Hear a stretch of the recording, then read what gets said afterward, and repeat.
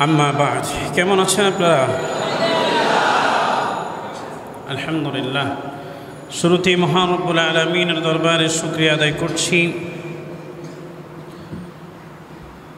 যিনি আমাদেরকে সুস্থ রেখে ভালো রেখে সপ্তাহের এই শ্রেষ্ঠ দিন জুমার দিনে জুমার সালাত আদায়ের জন্য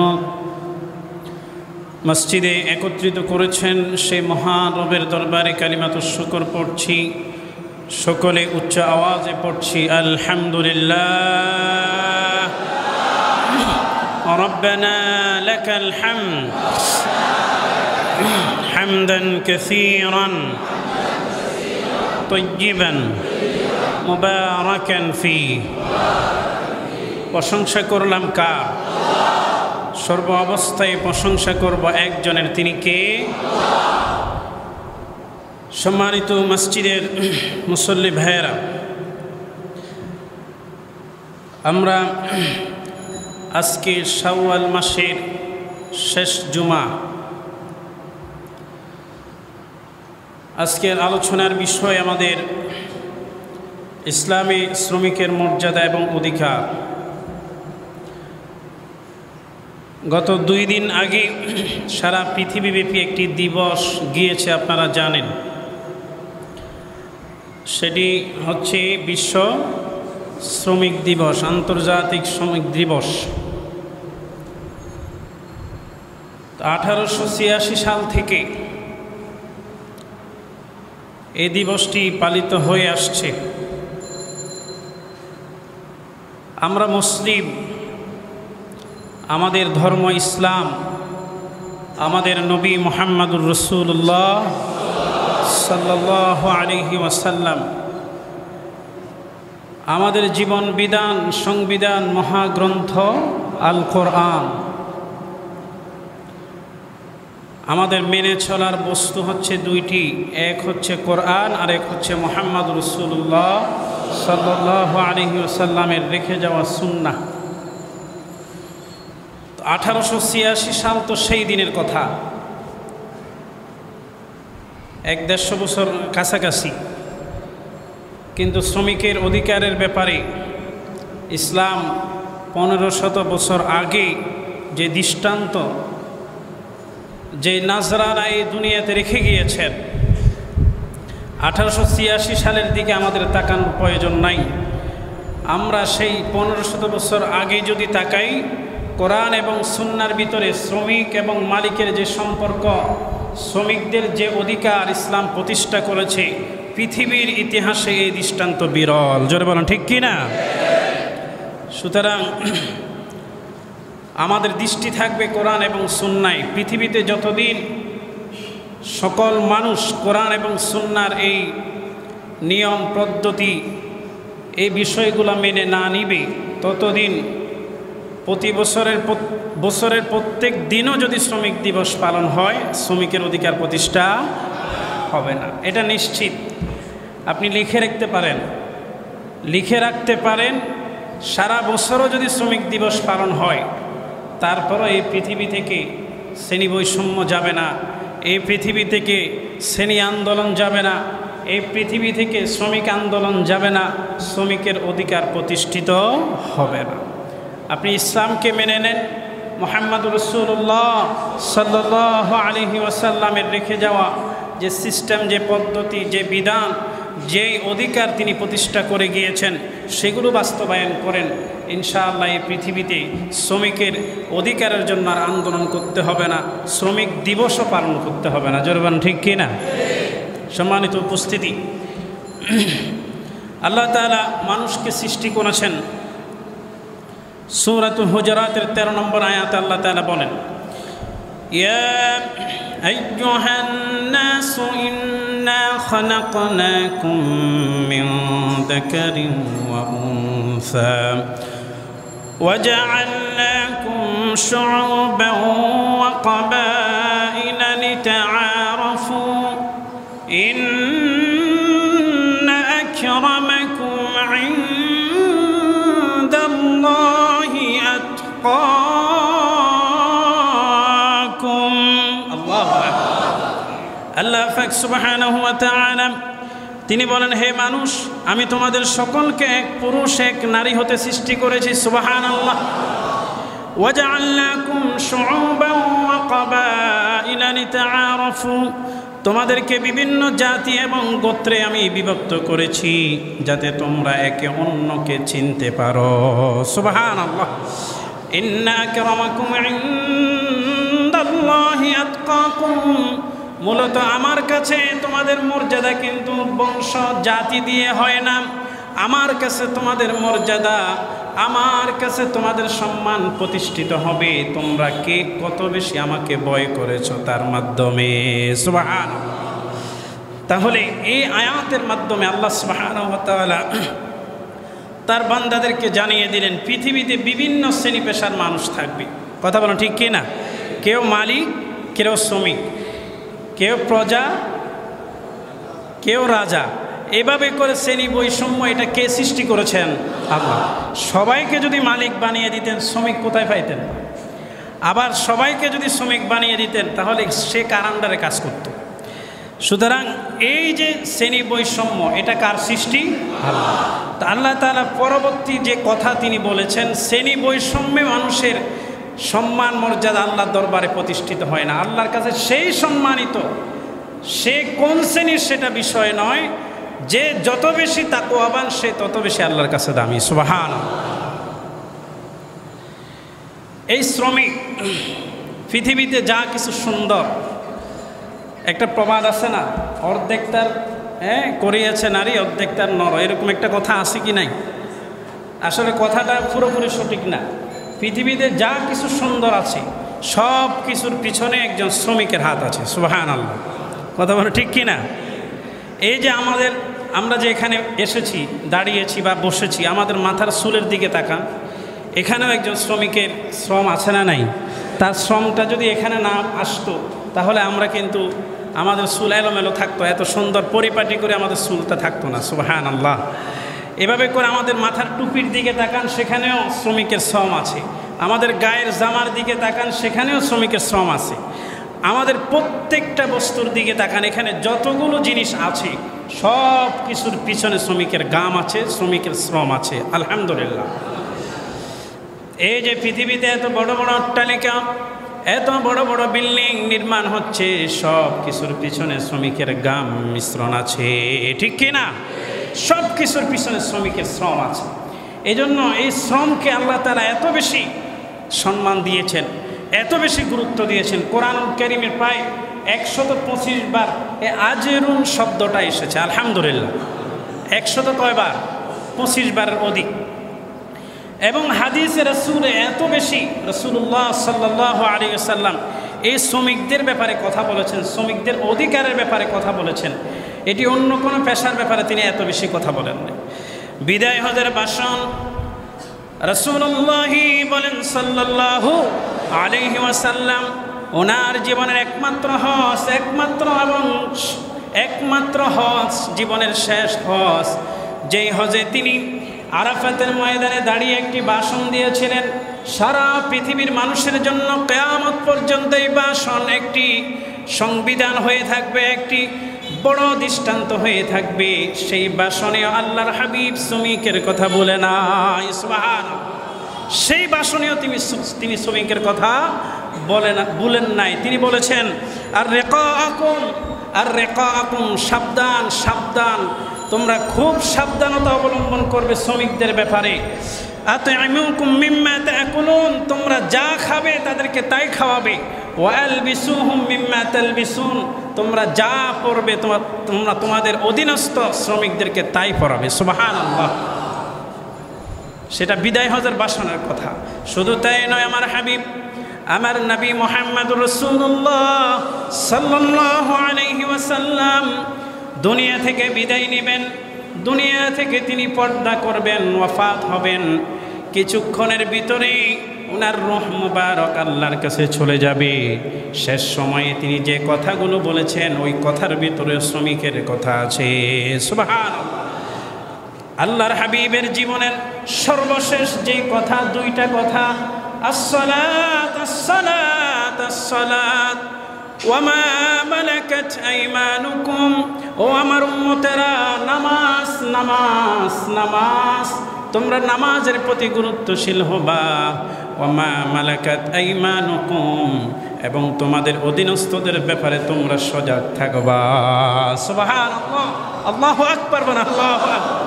রাসূলুল্লাহর জীবনের শেষ কথা, এই দুইটা কথা দিয়ে উনি ওনার হায়াত শেষ করেছেন, দুনিয়ার জিন্দেগি শেষ করেছেন। কয়টা কথা দিয়া?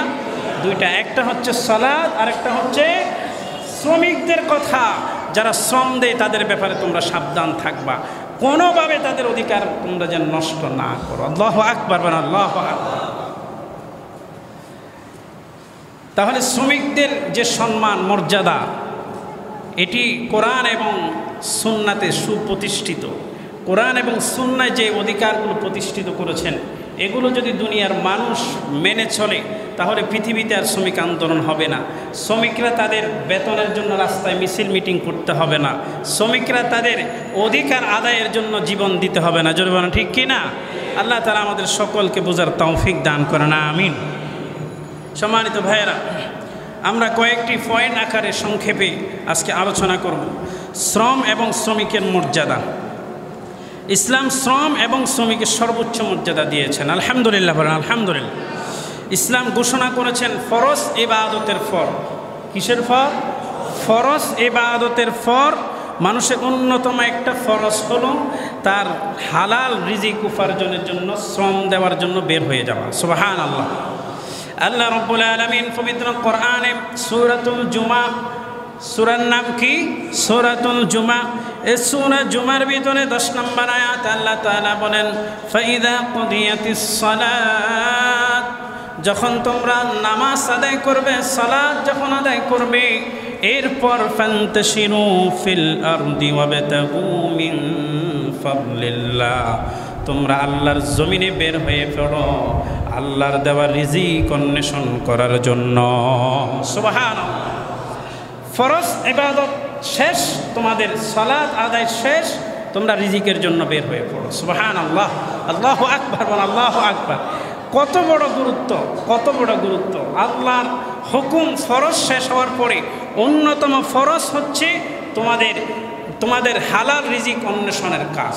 সেটা চাকরিও হতে পারে, সেটা ব্যবসাও হতে পারে, যে সেটা যে কোনো শ্রমজীবী শ্রম হতে পারে, যে কোনো শ্রম, কায়িক শ্রম হতে পারে, ব্রেন্ডের শ্রম হতে পারে, আপনার সকল ধরনের শ্রমের কথা বলেছেন। যে কোনো শ্রম যেটি হালাল রিজিক অন্বেষণের মাধ্যম হবে, সেই কাজে তুমি বেরিয়ে পড়ো। সুবহানাল্লাহ। কাসবু তালাবু কাসবিল হালালি ফারিদাতুন বাদাল ফারিদা। আল্লাহর হাবিব বলেন, হালাল রিজিক অন্বেষণ করা ফরজ ইবাদতের পর অন্যতম একটা ফরজ। সুবহানাল্লাহ। অন্য হাদিসে আল্লাহর নবী বলেন, মা আকালা আহাদুন তাআমান কাত্তুন খায়রাম মিন আন ইয়াকুলা মিন আমালি ইয়াদিহি, কারো জন্য নিজ হাতের উপার্জন উপেক্ষা উত্তম আহার, উত্তম খাদ্য আর হতে পারে না। সুবহানাল্লাহ। নিজের হাতে যদি আপনি কামাই করে যেটা খাবেন, যেটা বক্ষণ করবেন, যে রিজিক আপনি তালাশ করবেন, এর থেকে উত্তম রিজিক আর হতে পারে না। মুহাম্মদ রাসূলুল্লাহ সাল্লাল্লাহু আলাইহি ওয়াসাল্লাম তিনি এই কথাই বলেছেন। এরপর সৎভাবে যে কোনো উপার্জন, সেটা ব্যবসাও হতে পারে। ব্যবসায়ীদের ব্যাপারে আল্লাহর হাবিব বলেছেন, আত্তাজিরুস সুদুকুল আমিন মা'আন নাবিয়্যিন ওয়াস সিদ্দীকিন ওয়াস শুহাদা, যে সত্যবাদী ন্যায় নিষ্ঠাবান ব্যবসায়ী তারা কিয়ামতের ময়দানে নবীদের সাথে দাঁড়াবে, সিদ্দিকদের সাথে দাঁড়াবে, শহীদদের সাথে তাদের কাতার হবে। সুবহানাল্লাহ। ন্যায় নিষ্ঠাবান সৎ ব্যবসায়ী। এখন তো আমাদের সমাজ, আমাদের বাজার, আমাদের ব্যবসার যে ঘাট, যে মাঠ, এগুলো তো সব ধরনের দুষ্ট লোক দিয়ে ভরে গেছে। জোরবানো ঠিক কি না?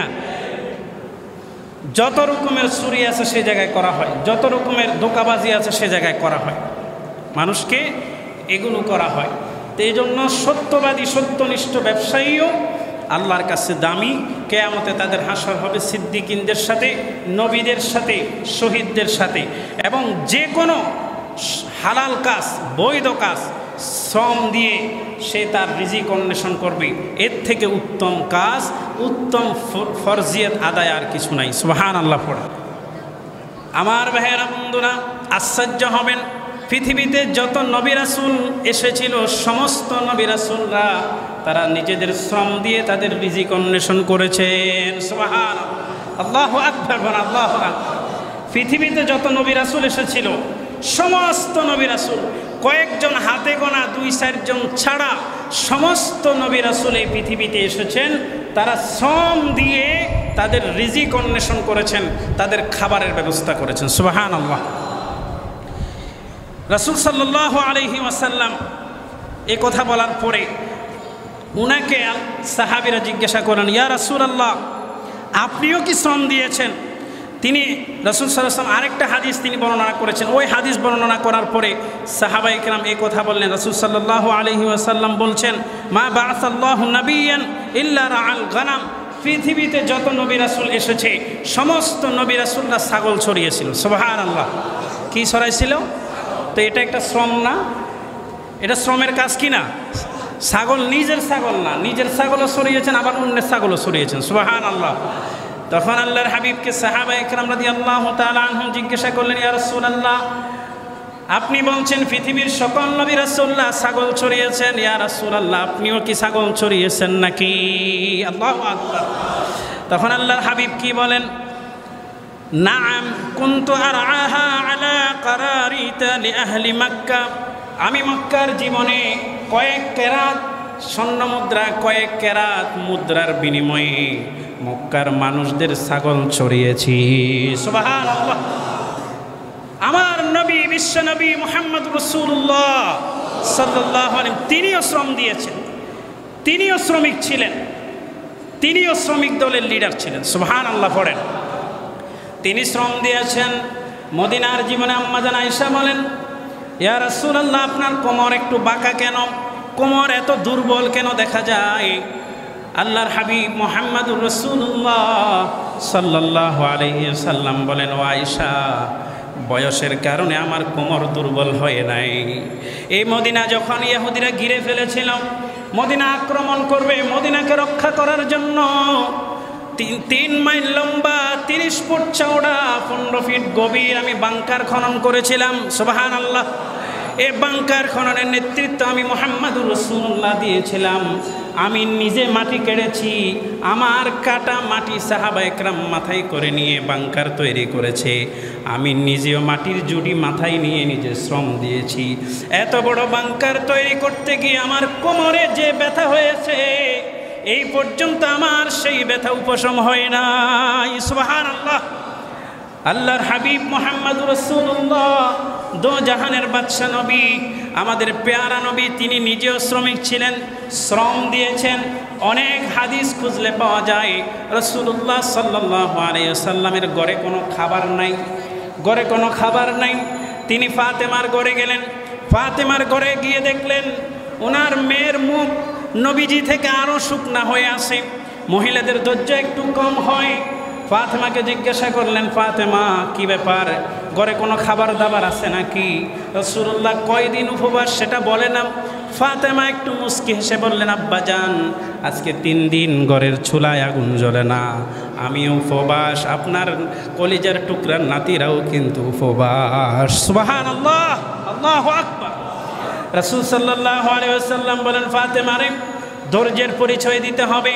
তুমি 3 দিন উপবাস আছো, ধৈর্যের পরিচয় তোমাকে দিতে হবে, তুমি ধৈর্যের পরীক্ষা উন্নীত হতে হবে। আমি মুহাম্মদুর রাসূলুল্লাহ সাল্লাল্লাহু আলাইহি ওয়াসাল্লাম 3 দিন নয় 4 দিন পর্যন্ত আমার পেটে খাবার নাই। আল্লাহু আকবার। বলে একটু অপেক্ষা করো, আমি দেখি কোনো ব্যবস্থা হয় কিনা। তিনি চলে গেলেন, দূরে চলে গেলেন, হাঁটতে হাঁটতে গেলেন, এক ইহুদির বাড়িতে গেলেন। ইহুদির কূপ থেকে পানি তোলা প্রয়োজন।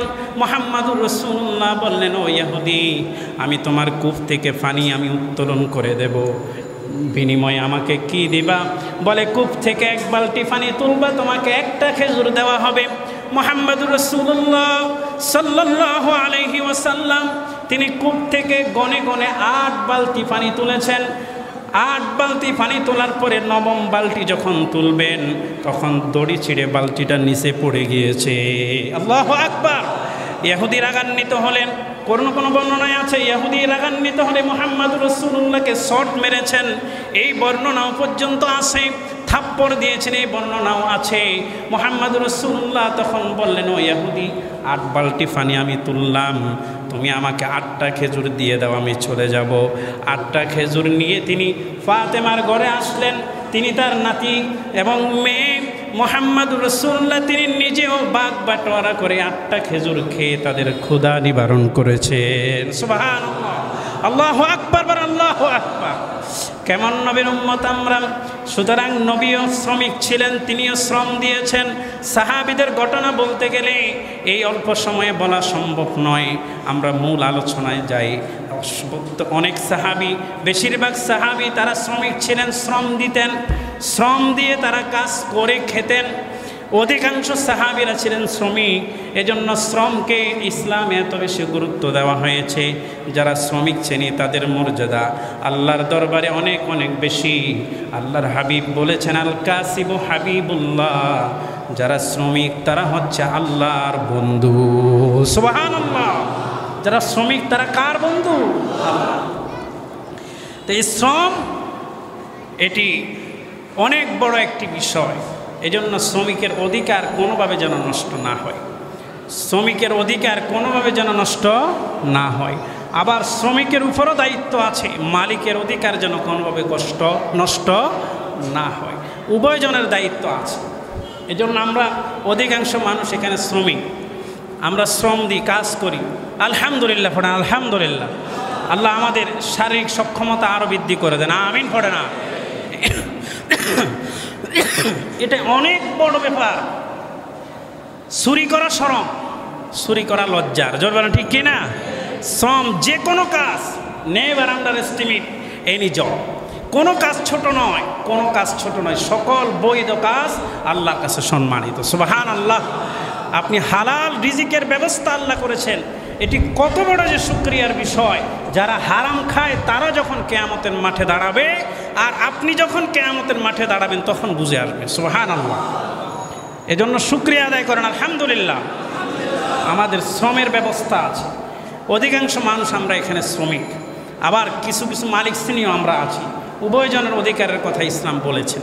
আমরা একটু খেয়াল করে সংক্ষেপে কয়েকটা কথা শুনব। রাসূল সাল্লাল্লাহু আলাইহি ওয়াসাল্লাম সবসময় শ্রমের ব্যাপারে উদ্বুদ্ধ করতেন। একজন সাহাবী আসলেন, ইয়া রাসূলুল্লাহ আমার ঘরে কিছু নাই, আমাকে কিছু দান করেন, ভিক্ষা চাইতে আসলেন আর কি। এরকম অনেক সবল সুটাম দেহে অধিকারী, শরীর স্বাস্থ্যে ভালো মানুষ ভিক্ষা চাইতে আসে কি আসে না? কথা কয় না, আসে কি আসে না? আসে। তাদের প্রতি আমাদের করণীয় কি? আল্লাহর হাবিবের এই হাদিস থেকে সেটা বোঝা যাচ্ছে। তখন সাহাবীকে রাসূল সাল্লাল্লাহু আলাইহি ওয়াসাল্লাম বলেন, কি তুমি এত হৃষ্টপুষ্ট, এত ভালো স্বাস্থ্যের অধিকারী, তুমি ভিক্ষা করতেছো, চাইতেছো? বলে আমার কাছে কিছুই নাই, আমি রিক্ত হস্ত। বলে বাড়িঘর আছে? আছে। তো তোমার ঘরে কিছু আছে? বলে কিছুই নাই, তবে দুইটা জিনিস আছে, একটা কম্বল আছে আর একটা বাটি আছে। একটা কম্বল আর একটা কি? বাটি। বলে ওই দুইটা জিনিস নিয়ে আসো। ওই দুইটা নিয়ে এসে উপস্থিত সাহাবীদেরকে বললেন, এই বাটি কে কিনবা? বলে ইয়া রাসূলুল্লাহ আমি 1 দিরহাম দিয়ে কিনবো। ঠিক আছে নাও। এই কম্বল কে কিনবা? বলে ইয়া রাসূলুল্লাহ আমি 1 দিরহাম দিয়ে কিনবো। উপস্থিত বিক্রি করে দিলেন মুহাম্মদ রাসূলুল্লাহ। এই দুইটা জিনিস বিক্রি করে কয় দিরহাম হলো? কথা বলে না কেন? কয় দিরহাম? আওয়াজ কি সঠিকভাবে শোনা যায়? ঠিকভাবে শোনা যায়? 2 দিরহাম দিয়ে বললেন, 1 দিরহাম দিয়ে তুমি এখন বাজারে যাবা, মদিনার বাজারে গিয়ে একটা কুঠার কিনবা। কি কিনবা? একটা কুড়াল কিনবা। 1 দিরহাম দিয়ে তোমার পরিবারের জন্য খাবার নিয়ে যাও। 1 দিরহাম দিয়ে তোমার পরিবারের জন্য খাবার নিয়ে যাও। সুবহানাল্লাহ পড়তে মন চায় না? এভাবে তাকে কুঠার ধরিয়ে দিন, বলে যাও এখন যাও, বনে যাও, মরুভূমিতে চলে যাও, সেখানে গাছের কিছু গোড়া আছে, এগুলো কেটে লাকড়ি করে নিয়ে আসো, বাজারে বিক্রি করো। আবার যাও, আবার বাজারে বিক্রি করো। এভাবে করে তুমি তোমার পরিবারের জীবিকা নির্বাহ করো। সুবহানাল্লাহ। তিনি কি ভিক্ষাবৃত্তিতে উদ্বুদ্ধ করলেন নাকি শ্রমে উদ্বুদ্ধ করলেন? শ্রমে উদ্বুদ্ধ করলেন। এভাবে করে তিনি অসংখ্য মানুষকে ভিক্ষাবৃত্তি থেকে কর্মজীবী বানিয়েছেন। আলহামদুলিল্লাহ। এই জন্য এই ধরনের স্বাস্থ্যের অধিকারী সবল কোনো মানুষ যদি আমাদের কাছে আসে, আমরা 2-4 জন একত্রিত হয়ে থাকে যে কোনো একটা কাজ ধরিয়ে দেওয়ার চেষ্টা করবো ইনশাআল্লাহ। পারবেন না ইনশাআল্লাহ? ইনশাআল্লাহ। তো শ্রমিকের কি অধিকার, আমরা সংক্ষেপে সেগুলো একটু আলোচনা করি।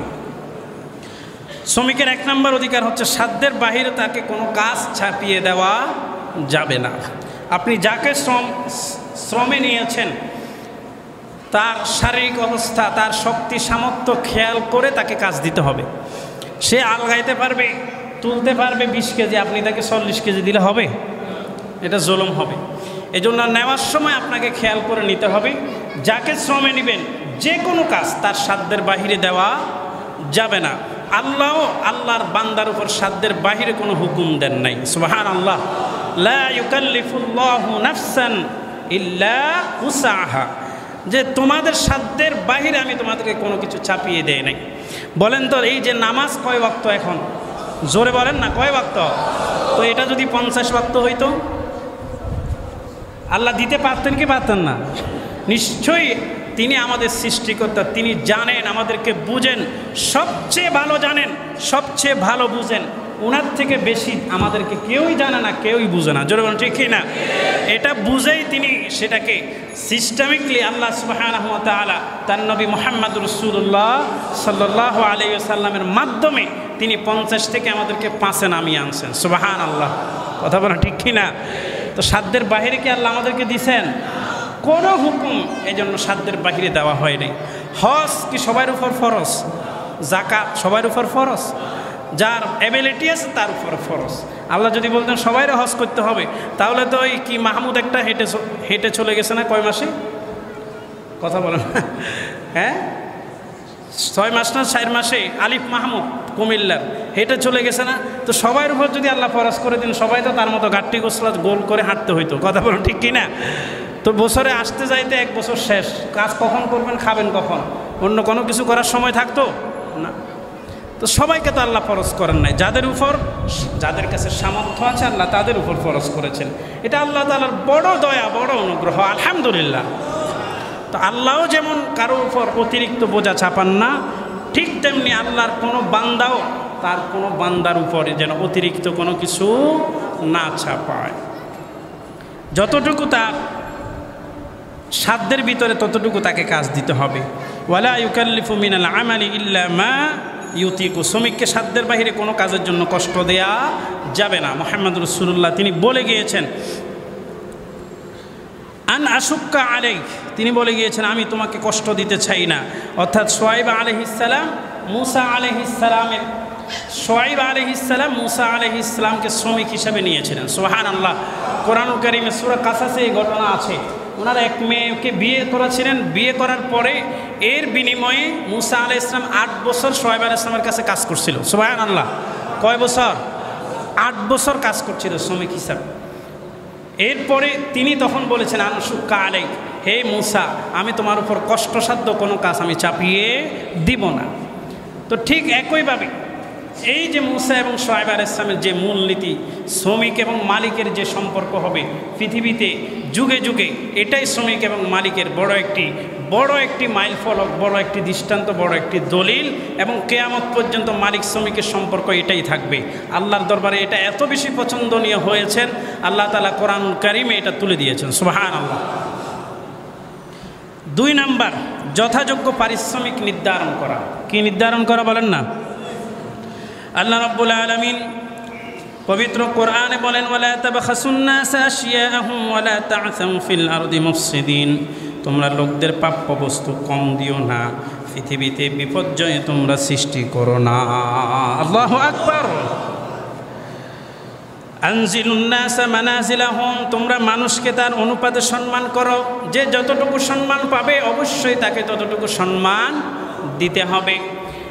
সুতরাং রাসূল সাল্লাল্লাহু আলাইহি ওয়াসাল্লাম যতটুকু তিনি বলেছেন, যার যতটুকু প্রাপ্য ওইটা আগে তোমরা নির্ধারণ করে রাখো। শ্রমিকের একটা নির্দিষ্ট পারিশ্রমিক আপনাকে নির্ধারণ করতে হবে। এজন্য আপনি রিকশায় ওঠার আগে ভাড়া নির্ধারণ করা এটা সুন্নাহ, ঠিক কিনা বলেন? আগে ওঠার আগে কি করবেন? ভাড়া নির্ধারণ করবেন। জিনিস কেনার আগেই মূল্য নির্ধারণ করতে হবে। ভালোবাসা অন্য জায়গায়, এই জায়গায় ভালোবাসা আগে এইভাবে দেখাবেন, ভালোবাসা ওই জায়গায় না। আপনার কাছে সম্পর্ক আছে, সব ঠিক আছে, দামাদামি করলেন না, দরদাম করলেন না, এমনি নিয়ে নিলেন, তাকে একটা দিয়ে দিলেন, কিন্তু তার মনে মনে একটা খুঁত থেকে গেল। কথা বলা ঠিক কি না? হয় কি হয় না এরকম? এই জন্য এটা সুন্নাহ, যে কোনো বস্তু কেনার আগে আপনাকে দাম আগে কী করবেন, নির্ধারণ করে নেবেন। রিক্সায় ওঠার আগে, গাড়িতে ওঠার আগে আপনাকে ভাড়া কী করতে হবে, নির্ধারণ করতে হবে। রিক্সা চালক ভালো, উনি বলেছেন যে একটা দিবেন আর কি, না এই জায়গায় ভালো নাই, একটা দিবেন, এটা কোনো বিষয় না। আমি একটা দেব, দুইটা দেব, অনেক কিছু দিতে পারি, কিন্তু তোমার কতটুকু তো সন্তুষ্ট, তুমি কতটুকুতে সন্তুষ্ট, এটা আমাকে আগে নিশ্চিত করতে হবে, ঠিক কিনা বলেন? এজন্য আপনি উঠার আগে নির্দিষ্ট করে নেবেন, ভাই ভাড়া কত, এত ভাড়া, ঠিক আছে চল, আপনি যদি এর উপর সন্তুষ্ট থাকেন চলবেন। তো এইভাবেই এই বিষয়গুলোকে একটু প্রাধান্য দিতে হবে। যদি এটা প্রাধান্য না দেন, তাহলে ওই যে মনের ভিতরে একটু খুঁত থেকে গেল, একটা না দাবি বিষয় থেকে গেল, সে মনে মনে সন্তুষ্ট হতে পারলো না, আবার আপনিও দিয়ে সন্তুষ্ট হতে পারলেন না, তাহলে আপনাদের এই বিনিময়টা কী হলো না, সম্পূর্ণ হলো না, এটার ভিতরে সমস্যা থেকে গেছে। তো এই জন্য এই বিষয়টা আগে ঠিক করে নেবেন। এরপরে 3 নাম্বার যেটা, যথাসময়ে পারিশ্রমিক পরিশোধ করা। যথাসময়ে কি দেওয়া, যথাসময়ে পারিশ্রমিক দেওয়া হয়। রাসূল সাল্লাল্লাহু আলাইহি ওয়াসাল্লামের বিখ্যাত একটা হাদিস আছে, অনেকে আপনারা জানেন, তিনি বলেছেন আতুল আজিরা আজরাহু ক্বাবলা আন ইয়াজিফা আরাকু। ইবনে মাজার হাদিস, তিনি বলেছেন শ্রমিকের গায়ের ঘাম শুকানোর আগে তার পারিশ্রমিক তুমি পরিশোধ করো। সুবহানাল্লাহ। এইরকম একটা উক্তি, এরকম একটা বাণী, এরকম একটা কথা পৃথিবীর কোনো শ্রমিক নেতা বলতে পারছে এই পর্যন্ত? পারে নাই। এটি মুহাম্মদুর রাসূলুল্লাহ সাল্লাল্লাহু আলাইহি ওয়াসাল্লামের মুখের কথা। শ্রমিকের গায়ের ঘাম শুকানোর আগেই তার মূল্য, তার শ্রমের টাকা পরিশোধ করো। সুবহানাল্লাহ। এর থেকে বড় কথা আর কি হতে পারে? আজকে আমরা শ্রমিকদের টাকা পয়সা দিই না, আর বিভিন্ন ক্যাম্পাসে দেখবেন একটু নেতা খেতা যেগুলো আছে, খাওয়ার পরে আর টাকা দেয় না, আসে না? নাই কথা কয় না, আছে কি না? আছে। আর ক্যাম্পাস বাদ দিলাম, ইউনিভার্সিটির ক্যাম্পাস বাদ দিলাম, আমরা যেহেতু পড়ালেখা করেছি ওখানে দেখেছি কি অবস্থা। ক্যাম্পাসের নেতা খেতা একটু হলেই আর দোকানে চা খেয়ে টাকা দেয় না, পরে দিমুনি, বাজার করে টাকা দেয় না, পরে দিমুনি। তো ওইটা ওইদিকে বাদ দেন, এলাকার কথা বলেন, এলাকায় এই অবস্থা আছে না? নাই। একটু ক্ষমতা ফেলে, একটু টাকা পয়সা হলে গায়ের গরমে আর পাশ দিয়ে হাঁটা যায় না, জোরে বলেন ঠিক কিনা? অহংকারে গায়ে তার মাটিতে লাগে না, মানুষের দোকানে খাওয়ার পরে আর টাকা দেয় না, আরও উল্টো ধমক দেয়, বলে আমার সিনোস, কথা বলেন ঠিক কিনা? বলে টাকা চাস, তোর কত বড় সাহস, বলে কি বলে না? আহা, তোমার যে কি অবস্থা হবে তুমি যদি একটু জানতা। কিয়ামতের মাঠে আল্লাহ সুবহানাহু ওয়া তাআলা স্বয়ং নিজে বাদী হবেন 3 জন মানুষের বিরুদ্ধে। নাউজুবিল্লাহ বলেন না? আচ্ছা, দুনিয়াতে আমাদের দেশীয় আইনে সরকারবাদী আছে না? সরকারবাদী বুঝেন? কথা বলেন না, সরকারবাদী বুঝেন? কারো বিরুদ্ধে যদি সরকারবাদী মামলা হয়, বাঁচার কি উপায় আছে? দেশে থাকতে পারবে আর? তো কিয়ামতের মাঠে আল্লাহ নিজে বাদী হবেন কয় শ্রেণীর মানুষ? জোরে বলেন না, কয় শ্রেণীর? সালাসাতুন আনা খাসমুহুম ইয়াউমাল কিয়ামা।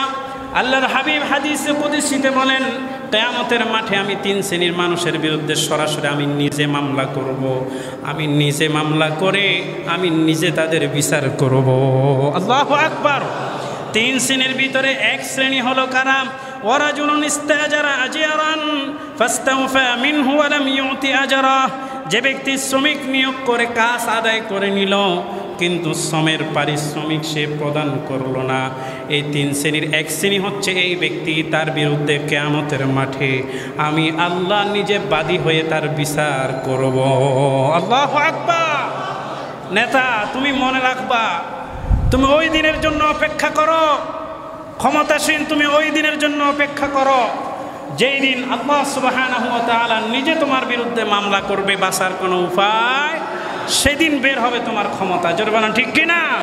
এই ধরনের ডাকাত আমাদের সমাজে কম না বেশি?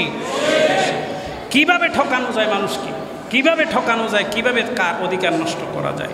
আল্লাহ তাআলা আমাদেরকে হেফাজত করেন, আমিন বলেন। শ্রমিকের উপর কোনো ধরনের জুলুম করা যাবে না, তার গায়ে হাত দেওয়া যাবে না, তার উপর জুলুম করা যাবে না। টাইম মতো বেতন না দেওয়া, এটাও তার উপর একটা কি, জোরে বলেন না, এটাও তার উপর কি জুলুম। তাকে আঘাত করা, এটাও জুলুম। তাকে আঘাত করা, এটাও জুলুম। আল্লাহ তাআলা বলেন, হাদিসে কুদসিতে বলেন, ইয়া ইবাদি ইন্নী হারামতুজ যুলমা আলা নাফসি।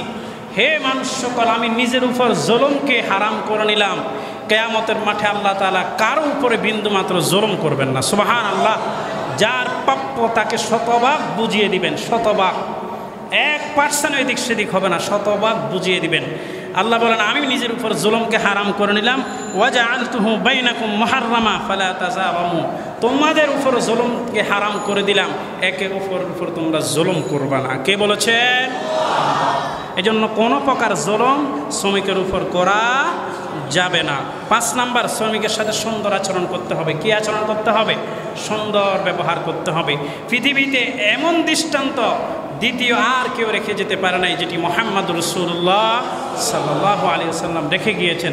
শ্রমিকের সাথে অর্থাৎ ওনার কর্মচারীদের সাথে, ওনার দাস বুঝেন, দাস বুঝেন, দাস খরিদ করা মানুষ, ওকে যা ইচ্ছা তাই করতে পারবে, এরকম খরিদ করা মানুষের সাথেও মুহাম্মদ রাসূলুল্লাহ যে আচরণ করেছেন, যে দৃষ্টান্ত স্থাপন করেছেন, শুধু তিনি নয়, ওনার সাহাবীরাও যে দৃষ্টান্ত স্থাপন করেছেন, পৃথিবীর ইতিহাসে এগুলো বিরল। এগুলো পৃথিবীর কোনো শ্রমিক নেতারা করতে পারবে না, কিয়ামত পর্যন্তও পারবে না। এগুলোর দ্বারা এই পৃথিবীতে শ্রমিকদের অধিকার প্রতিষ্ঠিত হয়ে গেছে, কিয়ামত পর্যন্ত প্রতিষ্ঠিত হয়ে গেছে। শুধু মানার সমস্যা, আমরা মানি না। কথা বলেন ঠিক কি না? মানলেই হয়। মুহাম্মদ রাসূলুল্লাহ ওসামা ইবনে যায়েদ রাদিয়াল্লাহু তাআলা আনহু, তিনি রাসূল সাল্লাল্লাহু আলাইহি ওয়াসাল্লামের গোলাম ছিলেন, গোলাম, দাস ছিলেন, দাস। মক্কা বিজয় যেদিন হয়, এই একটা ঘটনা বললে বুঝবেন, যেদিন মক্কা বিজয় হয়, মক্কা বিজয় মানে বুঝেন, যেই ভূমি থেকে মুহাম্মদ রাসূলুল্লাহ রাতের আধারে বের হয়ে গেছিলেন, পলায়ন করেছিলেন আল্লাহর আদেশে, আল্লাহু আকবার, আল্লাহু আকবার, সেই মাতৃভূমি যেদিন বিজয় হয়, বিজয় অর্থাৎ মক্কার ক্ষমতা যেদিন পান, মদিনার রাষ্ট্রপতি মক্কা যখন দখল করেন, মুহাম্মদ রাসূলুল্লাহর পিছনে একজন সাহাবী, এর পিছনেই ছিলেন হযরতে ওসামা। সুবহানাল্লাহ। ওসামা তিনার গোলাম, তার কি ছিল? গোলাম ছিল, পালক। তো এইভাবে করেই তিনি শ্রমিকদের অধিকার প্রতিষ্ঠা করেছেন। তাহলে শ্রমিকদের সাথে সুন্দর আচরণ করতে হবে। শ্রমিকদের খাওয়া দাওয়ার ব্যাপারে, পোশাক পরিচ্ছদের ব্যাপারে আমি শুরুতে যে হাদিস বলেছি, লিল মামলুকি তাআমুহু ওয়া কিসওয়াতুহু, শ্রমিকের খাওয়া দাওয়া পোশাক পরিচ্ছদের ব্যবস্থা করা এটা মনিবের দায়িত্ব। রাসূল সাল্লাল্লাহু আলাইহি ওয়াসাল্লাম বিদায় হজের ভাষণেও বলে গিয়েছেন, তোমরা নিজেরা যা খাবে শ্রমিককে তাই খাওয়াবে, নিজেরা যা পরবে শ্রমিককে তাই পরাবে। এটা হচ্ছে মুহাম্মদ রাসূলুল্লাহর নীতি, ইসলামের নীতি, শ্রমিক এবং মালিকের সম্পর্কের নীতি। সুবহানাল্লাহ। এটা কি এখন বাস্তবায়ন আছে? ড্রাইভার, সাধারণ ড্রাইভারকেও তো আমাদের পাশে বসায় আমরা খাওয়াই না, আমরা খাই একরকম, তাকে খাওয়াই আরেক রকম। জোরে বলুন ঠিক কি না? তো এগুলো হলে তো শ্রমিকের অধিকার প্রতিষ্ঠা হবে না, মিছিল মিটিং হবে, অধিকার প্রতিষ্ঠিত হবে না। এজন্য ইসলামের দিকে আসতে হবে। ইসলামের নবী কিভাবে করেছেন, সাহাবীরা কিভাবে করেছেন, এই দিকে আমাদেরকে খেয়াল রাখতে হবে। শ্রমিকদের সাথে সুন্দর আচরণ করতে হবে, তাদের ভালো খাবার, ভালো পোশাকের ব্যবস্থা করতে হবে। ভালো বলতে আপনি যা খান তার ব্যবস্থা করতে হবে, আপনি যা পড়েন তাই তাদেরকে দিতে হবে, পড়াইতে হবে। আল্লাহ তাআলা বোঝার তৌফিক দান করেন, আমিন। শ্রমিকদের ছুটির ব্যবস্থা করতে হবে, শ্রমিকদেরকে গালিগালাজ করা যাবে না। শ্রমিকদের ভুল হলে ক্ষমা করতে হবে। ভুল হলে কি করতে হবে ভাই? ক্ষমা করতে হবে। ক্ষমা এটা বড় একটা গুণ। আল্লাহ তাআলা যারা ক্ষমাশীল তাদেরকে পছন্দ করেন। আল্লাহ নিজেও ক্ষমাশীল এবং তিনি ক্ষমাশীলকে কি করেন? পছন্দ করেন। আল্লাহর বিধান পালনের সুযোগ দিতে হবে শ্রমিকদেরকে। 9 নম্বরে আল্লাহর বিধান পালনের কি দিতে হবে? এমন ডাকায়েত মালিক আছে না নাই, নামাজের সময় হলেও দেয় না। কথা বলেন ঠিক কি না? এরকম আছে না? নামাজের সময় দেয় না, রোজা রাখতে দেয় না, বিভিন্ন ধর্মীয় কাজে বাধা দেয়, তার কাজের ক্ষতি হবে এই জন্য। আবার অনেক শ্রমিকও এখানে একটা সুযোগ নেই, নামাজ পড়তে লাগবে 15 মিনিট, এই নামাজের কথা বলে আধা ঘন্টা ঘুরে আসে। কথা বলেন ঠিক কি না? তাহলে দোনো দিকে সমন্বয় করতে হবে আপনাকে। তো ওইটা মালিকের অধিকারের ভিতরে আসবে আলোচনায়। তাহলে শ্রমিকের অধিকার, শ্রমিককে আল্লাহর বিধান পালন করার সুযোগ দিতে হবে, এটা মালিকের উপর দায়িত্ব। শ্রমিক অসুস্থ হলে বা মারা গেলে তার খোঁজ খবর নেওয়া, শ্রমিক অসুস্থ হলে তার খোঁজ খবর নেওয়া, মারা গেলে তার পরিবারের খোঁজ খবর নেওয়া, এটা মালিকের উপর দায়িত্ব। সুবহানাল্লাহ। রাসূল সাল্লাল্লাহু আলাইহি ওয়াসাল্লাম বলেছেন, আমি মুমিনের অভিভাবক, তাদের মধ্য হতে কেউ মৃত্যুবরণ করলে, তার উপর কর্জ থাকলে আমি পরিশোধের ব্যবস্থা করব। সুবহানাল্লাহ। রাসূল সাল্লাল্লাহু আলাইহি ওয়াসাল্লাম এরকম কোনো সাহাবী যদি মারা যেতেন, তিনি জানা যায় কি তিনি নিজে তার অধীনস্থ যারা তাদের কর্জ থাকলে এটার ব্যবস্থা করতেন, এটার দায়ভার তিনি নিজের কাঁধে নিতেন এবং পরিবারের খোঁজখবর নিতেন। সম্মানিত হাজরিন, এরপরে শ্রমিকদের কিছু দায়িত্ব আছে, সংক্ষেপে বলে আমরা শেষ করছি। শ্রমিকদের 1 নাম্বার যেটা দায়িত্ব, মালিক একজন শ্রমিকের প্রধান যে দায়িত্ব কর্তব্য হলো চুক্তি মোতাবেক মালিকের প্রদত্ত কাজ নিষ্ঠা এবং বিশ্বস্ততার সাথে সম্পাদন করা। জোরে বলেন ঠিক কিনা? বিশ্বস্ততার সাথে সেটা সম্পাদন করা। রাসূল সাল্লাল্লাহু আলাইহি ওয়াসাল্লাম বলেছেন, ইন্নাল্লাহ তাআলা ইউহিব্বু মিনাল আমিল ইযা আমিলা আন ইউহসিনা।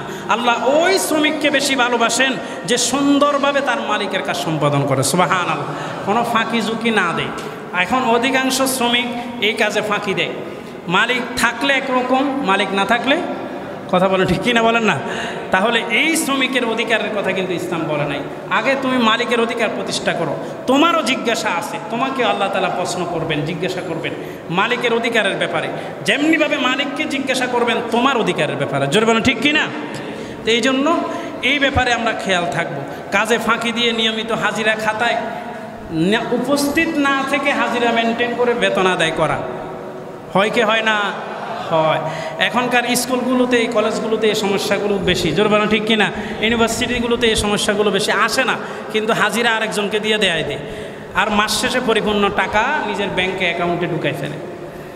এগুলো সম্পূর্ণ ধোঁকাবাজি, এগুলো সম্পূর্ণ ধোঁকাবাজি। মান গাশশা ফালাইসা মিন্না। রাসূল সাল্লাল্লাহু আলাইহি ওয়াসাল্লাম বলেন, যে ধোঁকা দেয় তার সাথে আমার এবং ইসলামের এবং আমার আল্লাহর কোনো সম্পর্ক নাই। আল্লাহু আকবার।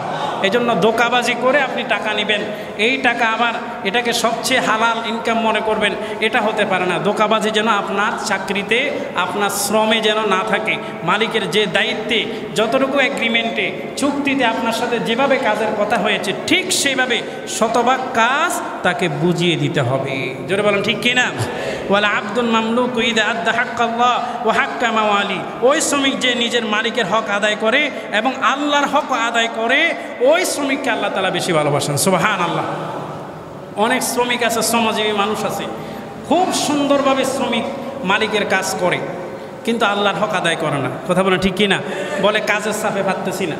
যদি এই শ্রমিক যদি নিজের কাজের পাশাপাশি আল্লাহর হকটা আদায় করে, তবে তার থেকে দামি আর কেউ হবে না। সুবহানাল্লাহ। সে আল্লাহর কাছে সবচেয়ে দামি হবে, সবচেয়ে দামি হবে। আল্লাহ তাআলা আমাদের সবাইকে মালিক এবং শ্রমিক উভয়জনের দায়িত্ব বুঝে আমরা যেন উভয়জনের হক আমরা উভয়জনকে দিতে পারি, সেই তৌফিক দান করুন। আমিন। ওয়া মা তাওফিক ইল্লা বিল্লাহ। আসসালামু আলাইকুম ওয়া রাহমাতুল্লাহি ওয়া বারাকাতুহু। আইসিল মিডিয়া, সত্য ও দিন প্রচারের লক্ষ্যে।